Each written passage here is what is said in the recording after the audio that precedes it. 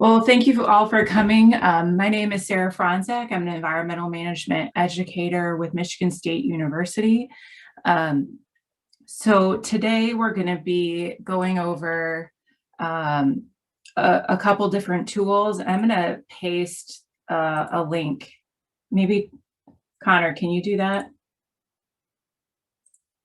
Yes. Okay, because paste the link to where we want people to be into the chat.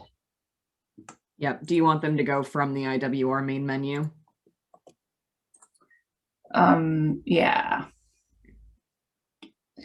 So Connor's going to put a link in the chat for you to be able to get to these tools that we're talking about today. We're going to be talking about the EnviroImpact tool and SAIS, which is the sensitive area identification system. We're going to spend about 20 minutes on each of them.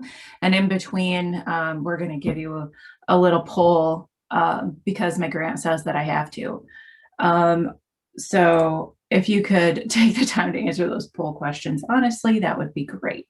So this presentation was originally done by Erica Rogers, who isn't able to be here today. And so I'm going to take a try at it and see if we can get something going. Okay, excellent. Thanks, Connor. Anytime. All right.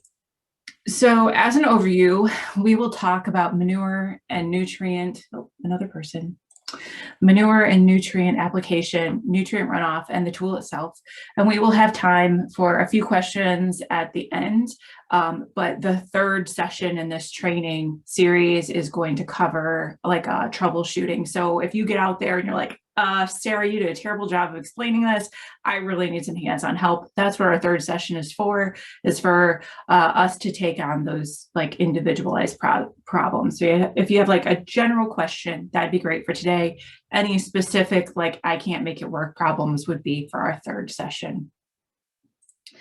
So some of you probably know this, but manure, when applied correctly, can be a valuable alternative fertilizer source as it's readily available from livestock operations. Additionally, other fertilizers can aid in beautiful green lawns and potentially increase yields. However, careful planning must be accounted for such things as slope and drainage of fields and lawns and weather forecasts and seasonal conditions, but also snow and water saturation levels in fields, just to name a few other conditions. So when it rains, nutrients like nitrogen and phosphorus can wash into nearby waters as runoff. And in Michigan, most of our rivers and streams flow directly to the Great Lakes. Over-application and timing of application can contribute to nutrient runoff. These excess nutrients can lead to plant and algal overgrowth. It can also lead to excessive cyanobacterial growth. This is also like called blue-green algae, and those can lead to harmful algal blooms. This is where Michigan EnviroImpact tool comes into play. The tool is designed to help farmers and homeowners plan for short-term manure and fertilizer application to reduce loss of nutrients from fields. And it's essentially a nutrient runoff risk forecast derived from real-time precipitation and temperature forecast from the National Weather Service. The tool combines snowmelt and soil moisture data along with landscape characteristics to forecast runoff events. Currently, the Michigan EnviroImpact tool has 6 square miles of grid cells that are utilized to show a specific area's runoff risk. The tool has a few different layers for users to examine. So you can kind of see these up here at the top.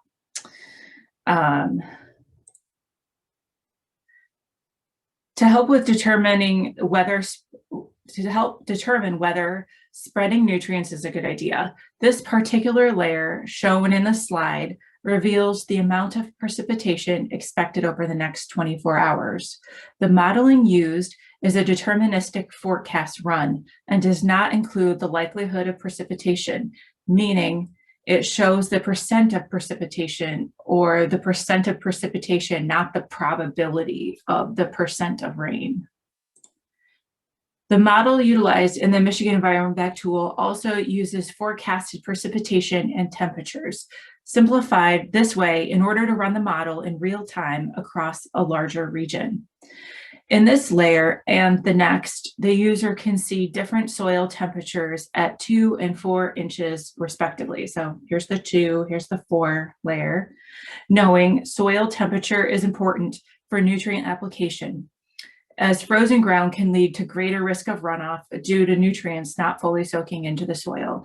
And so if you're familiar with GAMS, you have read about not spreading on frozen soils or saturated soils. So this helps figure out whether you're in line with GAMS. So if you're curious, the forecasted soil temperatures come from the sachet or SAC-HTET from a simplified version of the land surface model from NOAA. Just so you're aware of like where our information is coming from for these layers. The last layer of the Michigan EnviroImpact tool shows it is the saturation level of the soil. It takes into account previously modeled topography, meaning the slope and soil type, along with current weather forecasts to determine the current model of soil saturation seen in the tool. So if we go back to the tool's runoff risk layer, we can see how the other layers of the tool are put to work. In this particular slide, we see the tool has identified areas in both the lower and upper peninsulas. So down here and up here, right? That are showing some level of nutrient risk over the next, or a level of runoff risk over the next 24 hours. If we dial it down a bit more and just dissect the specific colors, we can see them as follows. So here's your color, your key. So if it's clear, it means there's no runoff. So, you know, we're looking like down here is clear. Okay. If the light yellow means there is a minor risk of runoff event occurring. If it's orange, it's showing this meaning there is a moderate risk of runoff event occurring, which means that the user should consider whether spreading nutrients that day is necessary. Lastly, the red or severe color means there is a higher risk of runoff event occurring and spreading the nutrients should not occur at all if possible. So for example, here's the red over here by Grand Rapids. In this slide, we see the runoff risk layer looking slightly different. That's because the tool is in what we call winter mode, which I think we're all in winter mode right now, which is triggered when one of two things is occurring. The depth of snow is greater than 1 inch, or when the 3-day average soil temperature is in the top 2 inches is below freezing, meaning frozen ground. Within this mode, there are two categories of runoff risk. The first is the blue color, which means there are winter conditions detected in that area, and there is a potential for runoff to occur. If it's purple, this means that there's severe risk of runoff, and the tool, is formatted to be more sensitive when in winter mode, because we know that the risk of runoff is greater when we have snow or frozen ground. Remember, to cause the purple, we don't hold back for runoff presence. So even the slightest amount of runoff predicted on winter conditions will trigger that category. So very small events we normally ignore. We would trigger purple here because we're being cautious about winter risk. So we might want to look at putting some type of threshold through in the future, but this is a great opportunity for users like you to give us feedback on this tool, to let us know how the application of this works, if we're being too cautious or not cautious enough. So in the future, as you use it, be sure to give us some feedback. Another feature of the Michigan EnviroImpact tool is the ability to see the daily runoff risks for the next 12 days. This allows the user to plan out nutrient applications past the 24 hours that the layers showcase. Additionally, there is guidance for how to use the tool. First, click on the right side of the tool under the heading. How do I use this map? Then click on the Using this map tab. So we're over here. How do I use this map? Right. Then this explains the grid sizing, runoff risk categories, and has pop-up boxes within each grid that explain the watershed name, precipitation forecast over the next 7 days, and the runoff risk forecast over the next 7 days. There is also a tutorial option that helps guide users through the tool if they're not familiar with how it works. So to access the tutorials, click below the login portion, and the tutorials will teach you how to navigate the tool. So in case you forget everything I said today, you can just go to the tool and take a tutorial. So there you go. You can also create your own account, which allows you to draw your own specific fields or your yard, even if you wanted. Save the field you drew, and then create an email, and text alerts will notify you when there's a high risk for runoff in your area. To create an account, click on the login portion of the screen and click on the blue Create Account. Once you have an account established, you should be able to simply log in each time. Additionally, you can create an alert. On the right-hand side of the screen, click on the Login and Alert Information tab, then click on Create Email Alert. If you're logged into your account, you can also create a text alert. Alerts can be based on either clicking a location on the map or by inputting a specific address. Lastly, consider other factors that the tool may not be able to account for, such as erosion that may be present in a field or lawn, and what nutrient levels may already exist. Furthermore, consider the distance to surface water. A higher risk of runoff may mean a higher likelihood that nutrients will find their way to nearby surface waters. So we say this because the model that supports this doesn't take those things into account. It doesn't know what the nutrient level is in the field, and it doesn't really know where the nearby surface water is. Lastly, consider the timing of both manure and nutrient applications. So we know that nutrients applied closer to crop usage don't leach as much, for example. So that was my short presentation about EnviroImpact.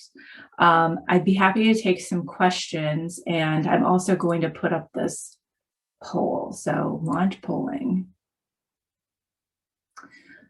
So if you'd be kind enough to fill out this poll, if you have any questions, you can put them in the chat or unmute yourself and I'll try to answer them.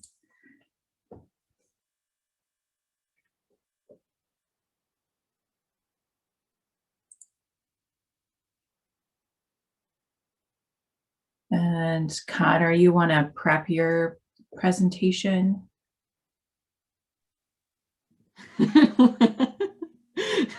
Yeah. Do I want a crappier presentation? Is that what you're asking?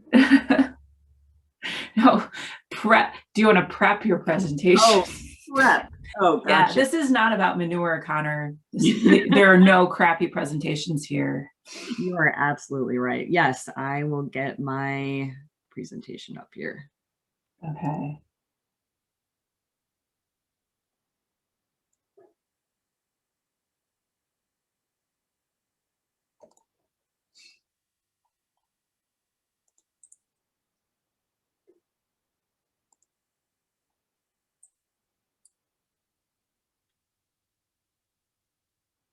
Okay, we're at like 52%, 63.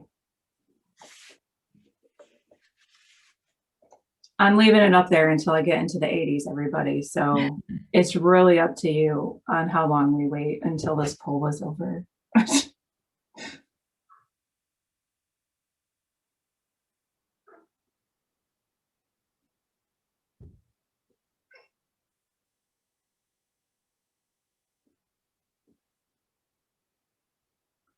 All right, we're at 84%. Anybody want more time? Give me a thumbs up or something, and I'll wait a little bit longer.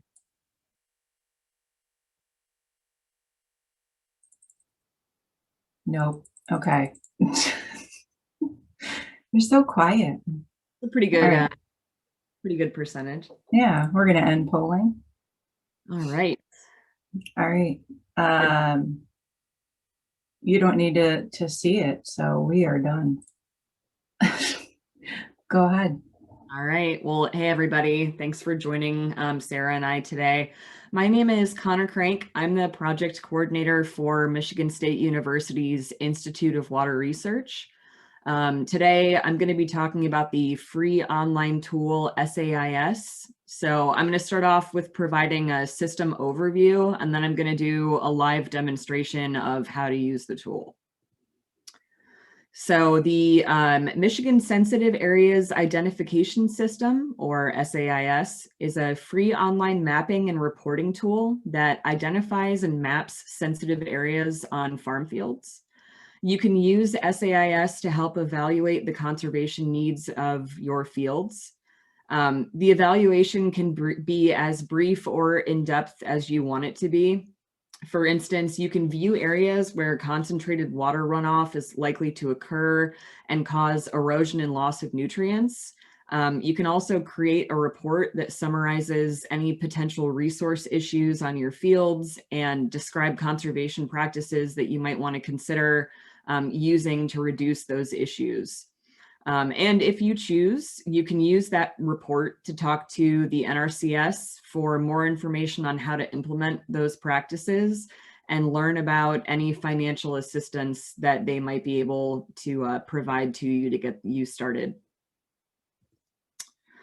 So some general uses of SAIS are to explore an interactive map with sensitive area data, view nearby USDA service centers, and then generate and print a report of your farm field or fields that includes a summary of the sensitive area analysis results, as well as some maps and any potential conservation treatments that are being recommended for your field.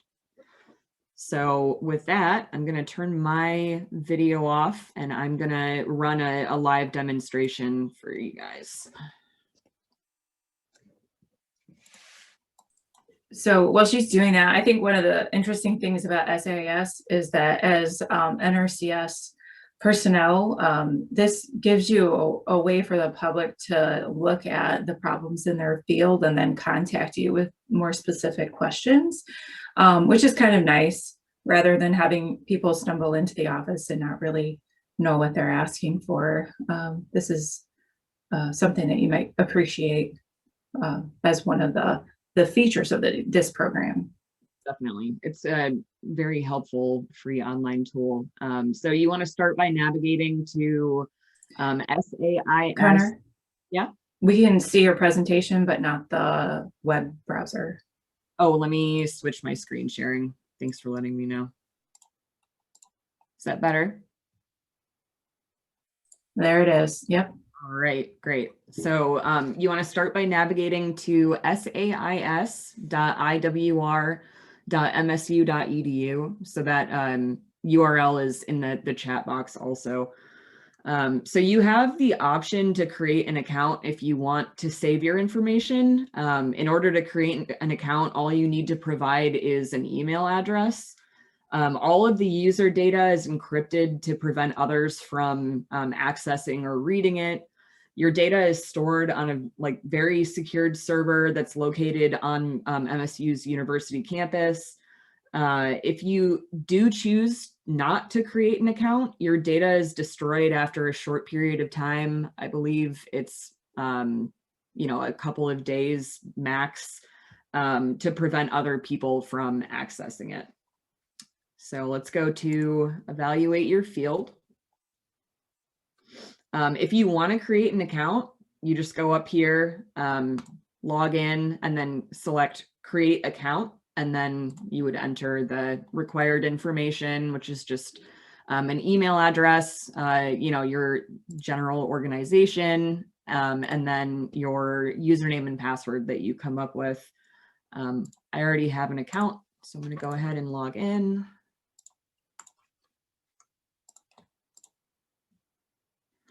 All right. So I'm going to start a new analysis just to show you guys how this works. So the first step is going to be to locate your field of interest. So you can do this either by typing in an address or intersections or coordinates into this address search bar, or you can just pan and zoom, in on wherever your field is and do it that way. So I am going to go to my field in Rome Township, Michigan.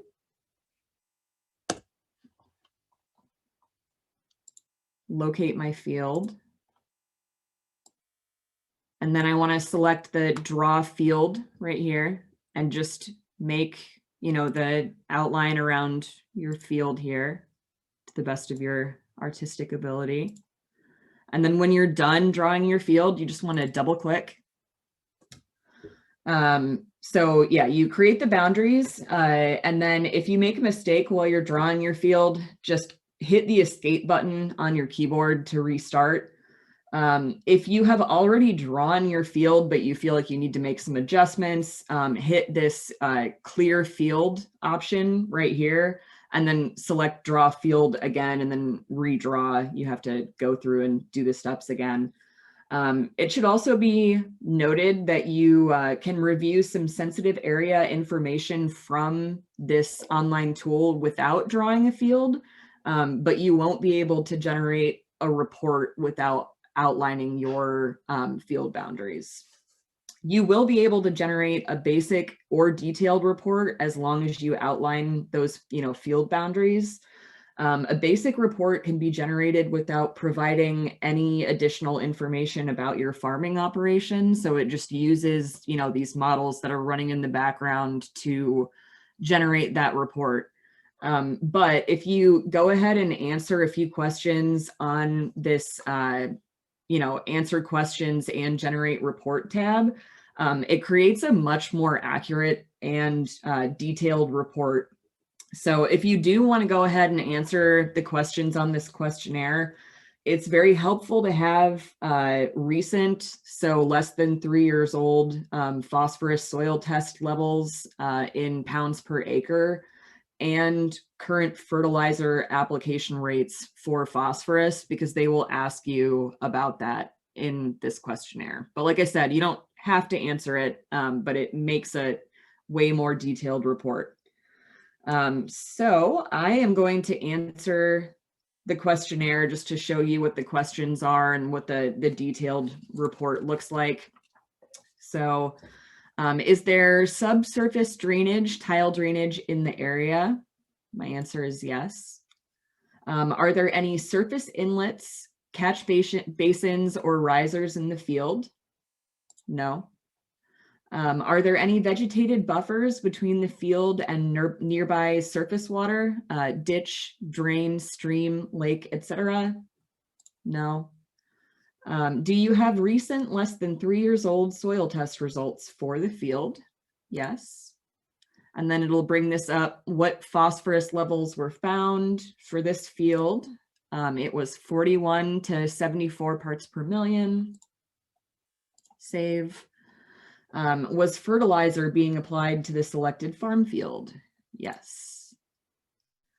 How and when was fertilizer applied to the farm fields? So for this field, it was surface applied and incorporated 8 to 15 days before planting.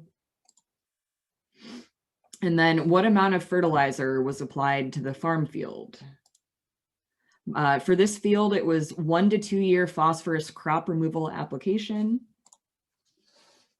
Save. Was manure applied to this selected farm field? We'll say yes.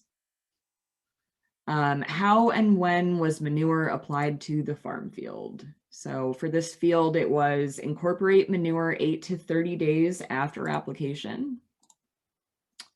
What was the rate of phosphorus applied with manure? For this one, it was 61 to 99 pounds per acre. What was the rate of nitrogen applied with manure? And then for this, it's for this field, 131 to 200 pounds per acre. And then we're almost there, one more question. Did you leave any crop residue on the soil surface after all pre-plant tillage operations have been completed? My answer is yes. And this was 30% corn residue. So all in all, it's 7 questions for the questionnaire. Like I said, you do have to have some soil test results available in order to answer them.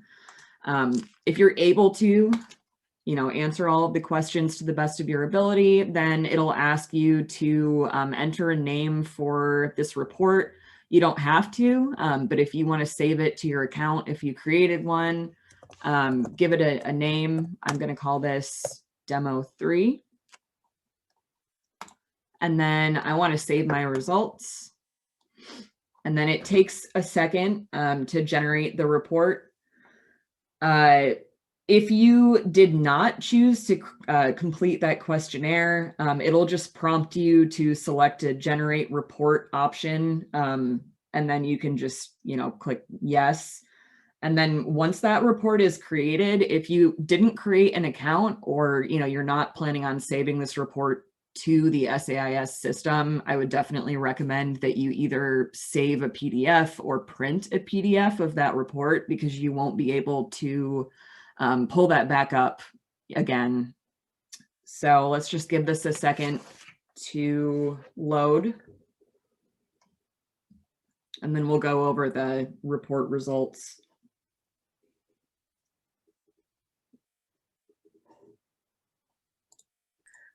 So sometimes when I look at the images for the crop residue, I think, so I wonder how many people are really truthful about how much crop residue they have. Yeah.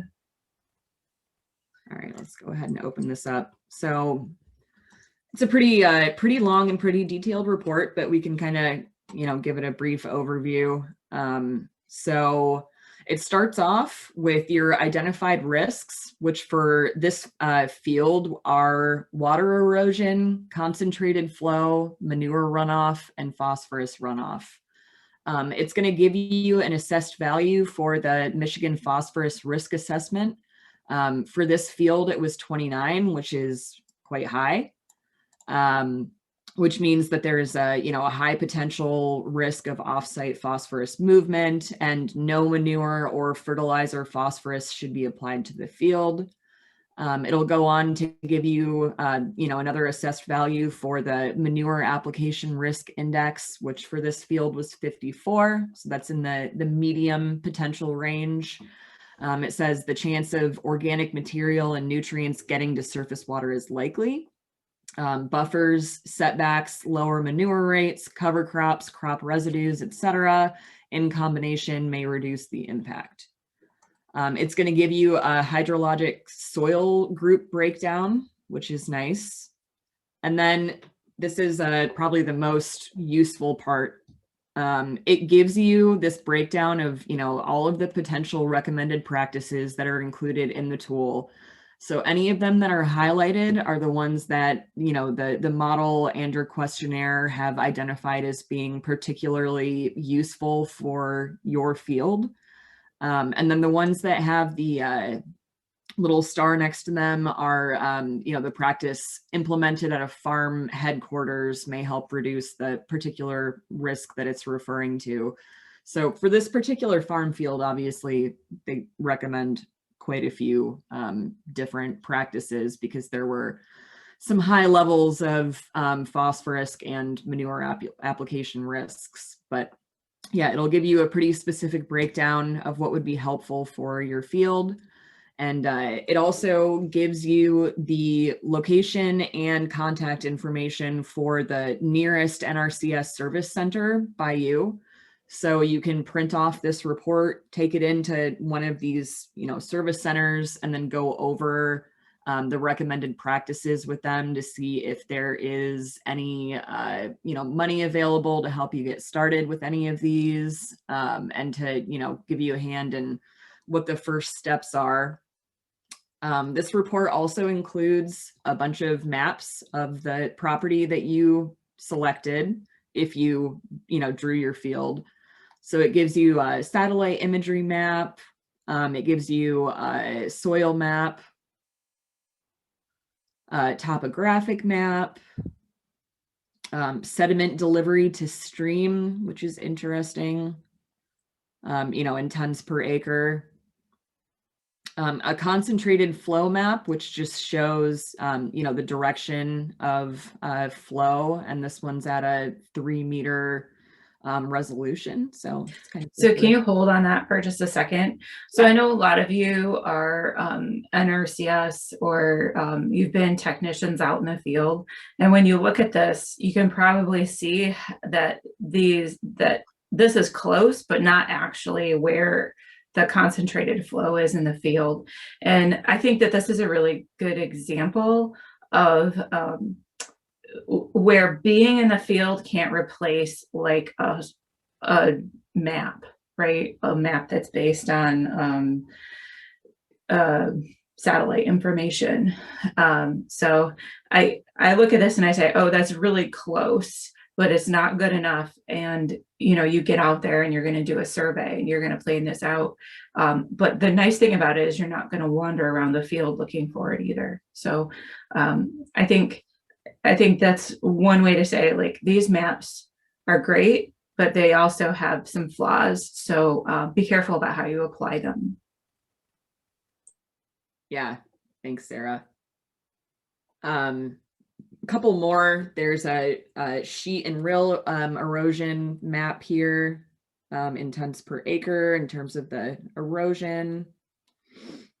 And then you get into, for all of the conservation practices that they recommended for your field, it gives a short, like, paragraph long description. So if you're working with, if you are a producer or you're a technician working with a producer and you're not, familiar with the particular practice that's been recommended for your field, you can kind of get an idea of what that would entail. And obviously the NRCS will be able to provide you with more information, but at least you kind of get an idea of what you're talking about.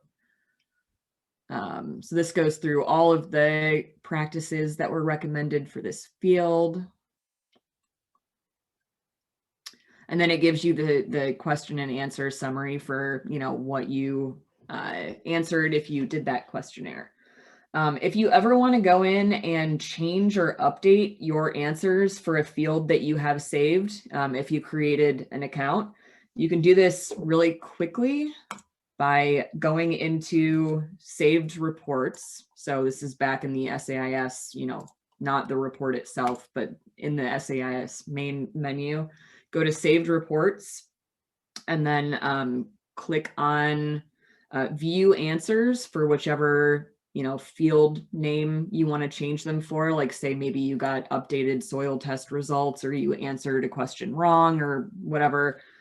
Just select view answers and then you can select update answers and then change any of the inputs that you need to change. So real quick, I'll just show you in the menu here, you can kind of toggle through some different layers. I'll zoom out a little bit so that you can see. You can take a look at concentrated flow, and you don't have to be logged in or have an account to look at any of this. This is all just, straight from the menu. You can look at sediment delivery, the sheet and rill erosion by water, nitrate leaching, and soil erosion by wind. So it's kind of interesting just to be able to, toggle around through those different map layers. And then one other interesting and helpful tidbit is when you go to the home page, instead of selecting evaluate your field, if you go to learn more, it gives you this full breakdown of how do I get started, how is my information protected, and then we have a full copy of the PowerPoint presentation that I just went through up here that goes into a lot more depth. We also have training package that goes through all of the steps and all of the questions, like what you would need if you wanted to do an in-depth report with the questionnaire.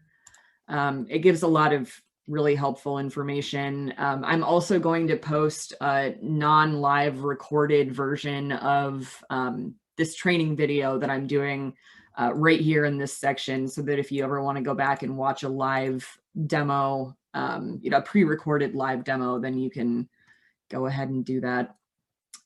So that is it. I guess I will end with, if you have any questions that I can't answer today, let me share my other screen. So we have a question in the chat. Yes, what's that? NRCS uses Russell 2 as the program for erosion prediction calculations. How does this tool calculate or estimate erosion rates?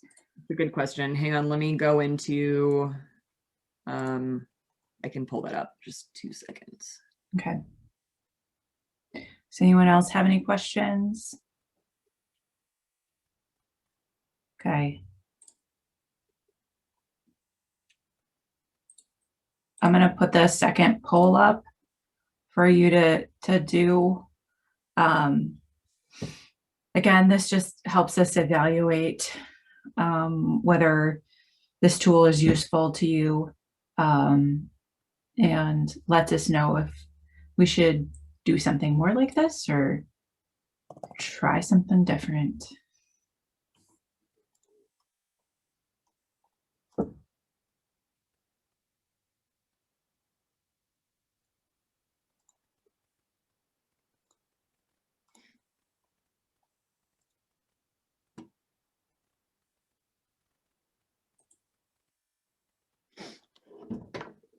Can you see my screen all right, Sarah? Yes, we can. I know people are probably still answering the poll, but where I was just referring to in the homepage, the SAIS training package, it has the risk layers, and it has what was used to derive or model all of those risk layers. So for sheet and rill erosion by water, it's Russell. Russell is also used for sediment delivery as well as SEDMOD. Nitrate is the Surgo data set. Soil erosion by wind is, what does it say here?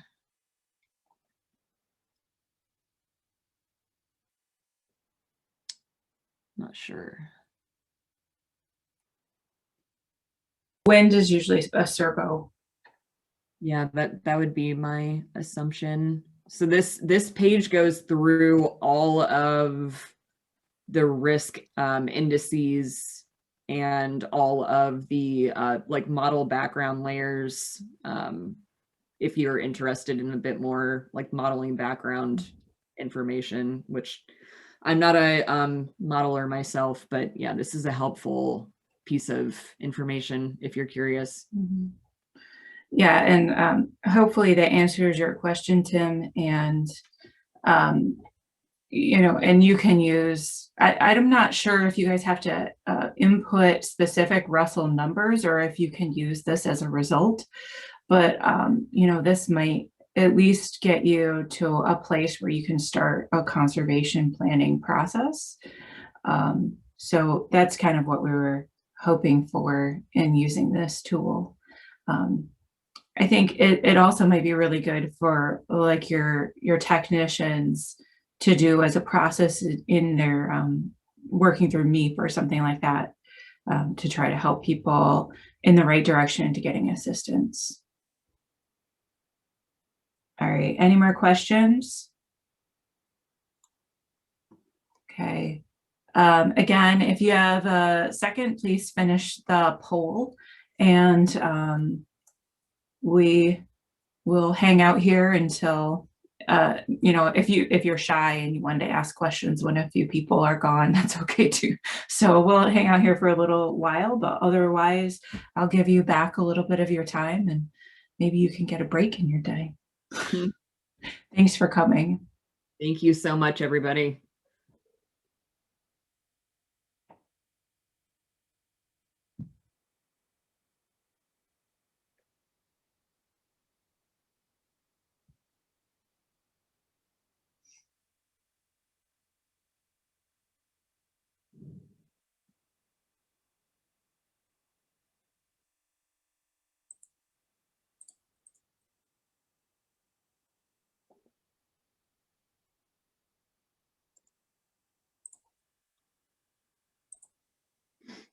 We have a chat notification from Haley Dukes that says, I did briefly catch something that referred to customer client gateway. That program has been replaced and is no longer used. That is good to know.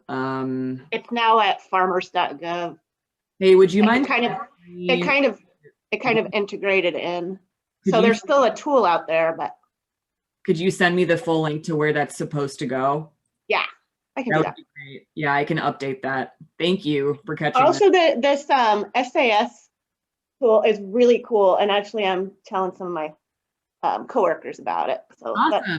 I hadn't heard of it, and a lot of us hadn't. So maybe it seems like it's pretty legit. It is legit. So yeah, spread the word. It's nice. Did somebody get their PhD off of that? I don't know. Did. Yes. Yes. Glenn O'Neill, our GIS specialist, pretty much developed SAIS, and he did that while he was getting his PhD. So Well, it was just really cool because of all the things that it kind of integrates, and it would help. I'm with NRCS, so it would help with some of the technologically savvy, which here in the EUP, it's kind of hit or miss. So that would be like the only thing, but it would kind of maybe help as part of the planning documentation on NRCS side for like resource concerns. So Yeah. I mean, most of the time we're going to kind of know already if you've been in the area for any length of time, but it is kind of nice to have, you know, that as supplemental documentation. So. Yeah. I think you'll also note that up in the corner, you'll see that NRCS actually paid for the development of SAIS. So that's why it tells you where your nearest office is. Yeah. And they also paid for CanMap too. I'm not sure I think a different grant paid for the IW or for EnviroImpact. That was done through NOAA, I think. So yeah, all these tools were made in cooperation with these agencies that they requested them, right? So hopefully people will find it really useful. Which is that's what I find kind of weird is that if NRCS don't pay for it, but and a lot of us NRCS hadn't heard of it before. So I guess that. Well, that's why we're here today.